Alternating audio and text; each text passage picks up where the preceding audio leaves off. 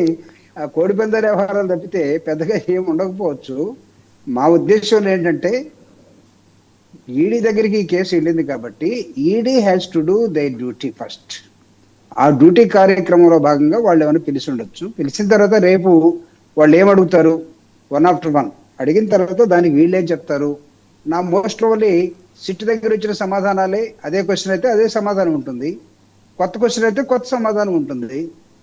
So అసలు YSR Congress party అధికారంలో ఉన్నప్పుడు ప్రభుత్వం తరఫున చేసినటువంటి ఈ లెక్కర్ డిస్ట్రిబ్యూషన్ ఏదైతే ఉందో దాన్ని పెద్ద భూతత్వంలో పెట్టి మీ మీద ఉన్నటువంటి స్కిల్ కేసులన్నీ మీరు వచ్చిన తర్వాత మీరు మూసేసుకున్న నేపథ్యంలో ఇప్పుడు ప్రైవేట్ పీపుల్ తోటి మీరు నడుపుతున్నటువంటి అరాక్ పాలసీ, లెక్కర్ పాలసీ ఏదైతుందో దీనిలో ఉన్నటువంటి లొసులు కానీ దీనిలో ఉన్నటువంటి వ్యవహారం కానీ ఇవన్నీ అంతా బాగున్నట్టుగా మీరు గతంలో జరిగింది మొత్తం ఏదో జరిగిపోతుందనే ఆశపెట్టడంలో మీరైతే ఆశపడనేమో కానీ పెద్దగా నథింగ్ గోయింగ్ టు కొలాప్స్, ఏం పెద్దగా జరగకపోవచ్చు.